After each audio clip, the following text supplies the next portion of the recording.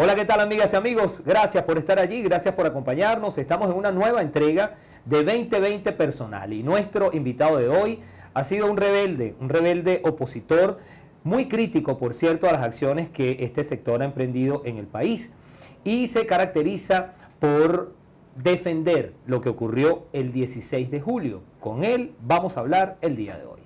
Nos acompaña el diputado Richard Blanco. Gracias, diputado, por estar en nuestro programa. A ti, Nardo, muchas gracias. Bien, le explico como lo hago con todos nuestros entrevistados. Tenemos 20 preguntas, yo le hago la pregunta, usted responde. No repregunto, una tarea un poco complicada para un periodista, pero ese es el formato del programa. También todos nuestros entrevistados juran sobre la Constitución que van a responder con la verdad a las 20 preguntas que le vamos a hacer. Entonces, por eso, por favor, ponemos la Constitución. ¿Jura usted responder con la verdad a las 20 preguntas que le vamos a hacer? Juro responder con la verdad, además que como somos colegas periodistas, se me hará más fácil responderte. Muy bien, si así lo hace, que nuestra audiencia se lo premie, y si no, que se lo demande. Vamos con la primera pregunta. En la lista Odebrecht aparecen los nombres de varios opositores, incluyendo a Antonio Ledesma. ¿Usted cree que son inocentes y que no recibieron dinero? Antonio no recibió dinero, en primer lugar porque cuando se habla de ese caso, que es emblemático, en ese momento no existía Odebrecht. Antonio era alcalde en el año 96, también recuerda que fue vicepresidente del Senado, y bueno, él ha venido debatiendo e informándole al mundo entero lo que creo que ha ocurrido, que es un malestar por parte del régimen por el trabajo que está haciendo a nivel internacional para que el mundo entero se entere de que en Venezuela no hay libertad y hay atropello a los derechos humanos. ¿En qué se diferencian los 13 diputados de la fracción 16 de julio del resto de los parlamentarios?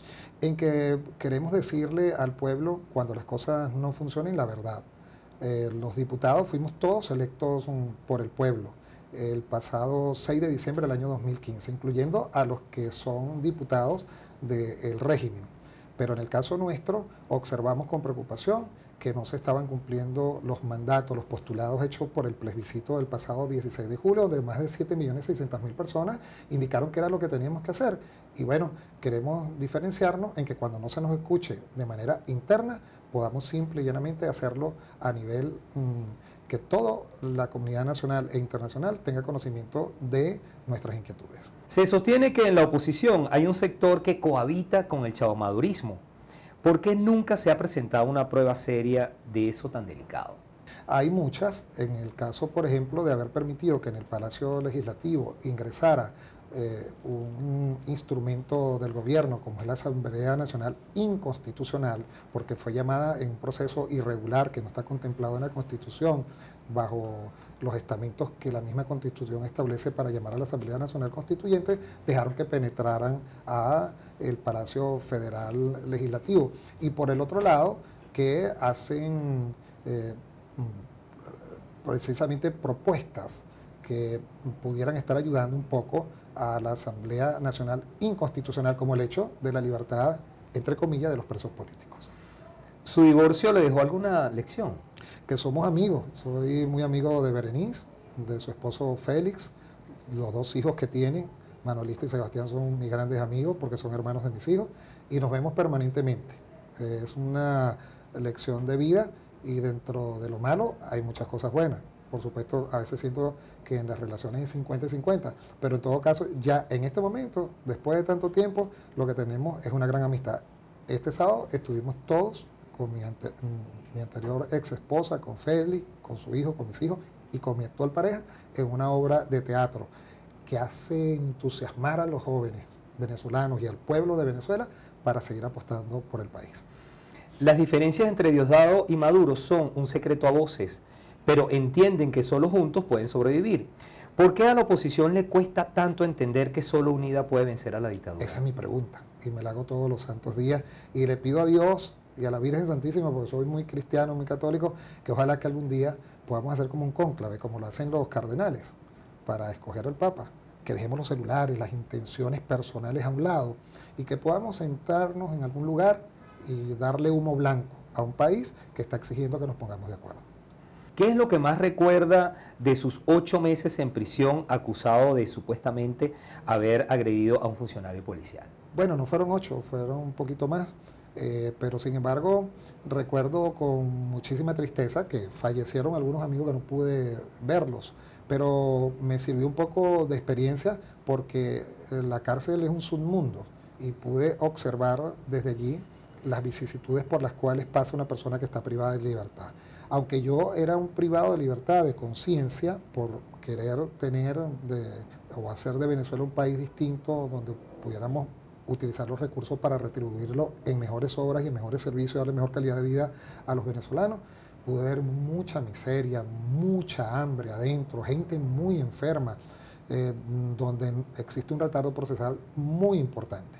Resulta ser que eso me permitió aprender, y fíjate que casualmente cuando salí en el 2010 electo diputado, ya tenía meses, quizás unos 5 o 6 meses de haber salido de la cárcel, casualmente, con un papelito que agarramos, porque tú sabes que cada diputado pertenece a una comisión de trabajo, me salió la comisión de cultos y régimen penitenciario, entonces sabía cómo era el monstruo por dentro y tratamos de ayudar y contribuir para hacer algunas cosas importantes que hasta hoy la hemos ratificado en la Asamblea Nacional de Venezuela.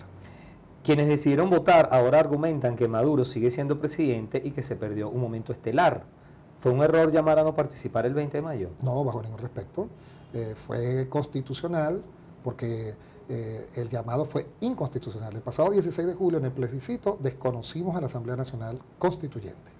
Por tal motivo, la Asamblea Nacional Constituyente no podía hacer un llamado a escoger a ningún presidente de la República. Eso por un lado. Y por el otro lado, que la no presencia en los centros de votación en Venezuela, lo único que hizo fue significar con mayor potencia que la gente no estaba dispuesta a votar por una persona que le ha hecho tanto daño a Venezuela y que el proceso era completamente ilegítimo. Cuando se cogió la junta directiva de este periodo en la Asamblea Nacional, usted dijo que no votaron por ella porque no se avanzaría en lo necesario para salir de Maduro. 5 meses después, ¿mantiene esa posición? No nos hemos equivocado. Tengo entendido que sabe tocar 4. Le traje el de mi hija para ver cuán cierta es esa conseja. No lo había visto, chico.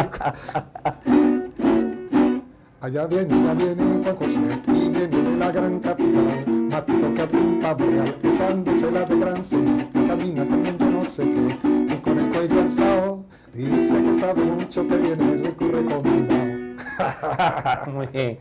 Pregunta de la audiencia, ya le comentaba que siempre tenemos una pregunta de la audiencia. La hace Kevin Vargas, @Kevin Diseñador. ¿En este mundial se pondrá la camiseta de España creyendo que es otra? No, es que yo no me puse ninguna camiseta de España creyendo que era otra. Resulta ser de que me entusiasmé en el discurso.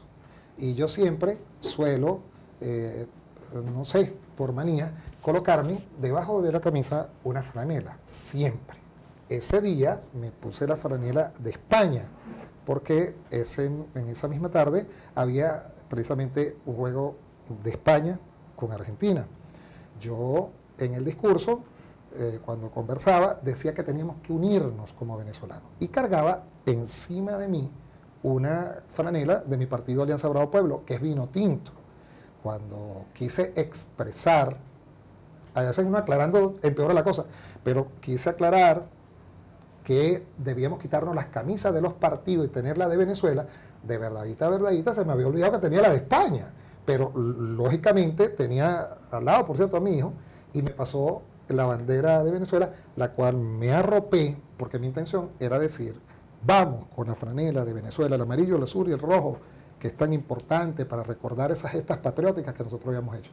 Pero no me arrepiento, y si tengo que volverme a poner, me la voy a poner. Por cierto que la guardo de recuerdo y la puedo poner a la subasta de quien quiera, porque ha sido tan importante que, por cierto, Enardo, en el 2010, luego de la injusticia del régimen de haberme colocado tras las rejas esa que tú acabas de hablar en una de las cárceles más peligrosas de Venezuela, fui el diputado más votado en Caracas, tanto del chavismo como de la oposición en el 2010. Saqué la mayor votación.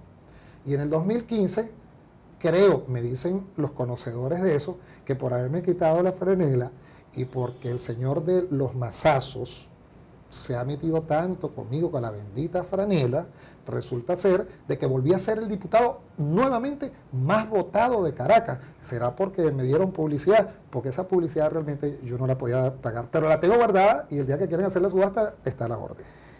¿Qué representa Antonio Ledesma para Richard Blanco? Mi hermano, mi amigo, me parece que es una persona inteligente, es estadista, comparte conmigo algo que para el político es fundamental. La política es como un apostolado y tiene que haber sensibilidad social. Los que nos conocen saben, y tú que eres colega periodista y fuiste reportero hace muchísimos años, sabes muy bien que siempre nos hemos dedicado a trabajar de manera tal de que es un hermano, es un amigo, es mi compadre y es el líder fundador de esta organización política de la cual quiero tanto. No es un partido grande, de masas, es un partido de cuadro, humilde, que pone al servicio a los pocos hombres y pocas mujeres con sensibilidad social que tenemos para salir de esta crisis y esta pesadilla en la cual estamos sumergidos. Ustedes han propuesto como una ruta la dimisión de Nicolás Maduro. ¿Cómo se logra eso? Eso es una ruta. La dimisión, por supuesto, en primer lugar tiene que tener él ganas de hacerlo, irse, renunciar. Lo que pasa es que creo que no tiene capacidad mental para hacerlo, porque no se trata de que sea autobusero, porque yo tengo un hermano, por ejemplo, que es taxista, y el autobusero es un oficio muy importante y necesario para un servicio público, para la movilidad del pueblo. El problema es que cuando tú eres autobusero y choca, eres un mal conductor. Debería retirarse de la presidencia de la República para causarle menos traumas al país. Y es una de las propuestas que estamos haciendo, entre otras que ya las hemos señalado, como por ejemplo nombrar un gobierno de transición que permita el restablecimiento del Estado venezolano, que podamos tener un Consejo Nacional Electoral confiable, que podamos tener un Tribunal Supremo de Justicia completo que no esté a favor del régimen de turno y proceder a la reconstrucción de nuestra querida patria. Usted es periodista, pero ¿le resultó mejor ser político? Ambas cosas, y soy profesor, doy clases, me siento conforme ahorita con lo que estoy haciendo. Es necesario. El periodista puede, dentro de la política, ayudarse a también transmitir con veracidad las cosas que ocurren. Por eso me la paso denunciando, por eso me la paso investigando y cuando tengo resultados en la mano, los ofrezco para que precisamente se tomen los correctivos necesarios. ¿Considera que hay que incluir a Henry Falcón y a quienes le acompañan en la reorganización del sector opositor? El sector opositor tiene que ser amplio y fuera de los partidos políticos también. Aquí tienen que haber estudiantes, tienen que haber taxistas, tiene que haber el maestro de obra, profesionales de los diferentes gremios, pero eso sí, con una gran transparencia. Que cuando uno se vista de blanco, o se vista de verde, o de vino tinto, de amarillo, del color que quiera vestirse, sepa que está llevando la representación de esa organización y de su país, pero que no hayan agendas ocultas, que a la gente se le hable y que no se abrogue para sí ningún dirigente político de este país, ninguno, llámese como se llame, la representación de un pueblo que en este momento está frustrado, está indignado y lo que pide es unidad, respeto y transparencia en su discurso.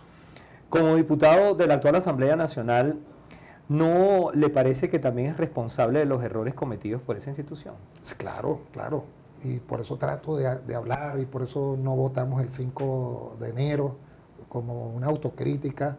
Por eso levantamos nuestra voz, ya no la hacemos de manera interna, sino externa, para que la gente sepa que estamos haciendo las cosas como nos las ordenaron los electores que votaron por nosotros. Fueron más de 14 millones de electores. Ahora, por supuesto, asumiremos la responsabilidad que el país considere debemos asumir. No es el hecho solo de tragar bombas lacrimógenas como las tragué, no es el hecho de haber estado preso como esté, es el hecho de seguir apostando por Venezuela. Aquí estoy, con persecuciones, con amenazas, pero aquí estamos. No me voy de mi país, ni voy a vender, ni tengo cuentas pendientes con el país, ni tengo cuentas pendientes con absolutamente nadie. Y por más que quieran darle un mazazo a uno con una franela de España, serán lo único que podrán conseguir, por lo menos en el caso de Richard Blanco.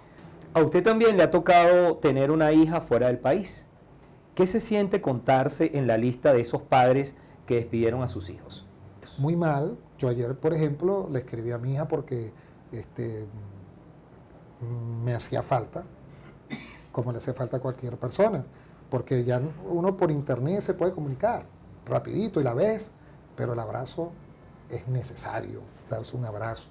Y me hacía falta ayer, y se lo dije con mucho cariño, porque los que me conocen saben además que ando con mis hijos para arriba y para abajo. Se fue una, se quedó uno, y con él ando para arriba y para abajo. Pero resulta ser de que sí, me hace falta como a cualquiera. Andrés Eloy Blanco decía que cuando uno tiene un hijo, tiene todos los hijos del mundo.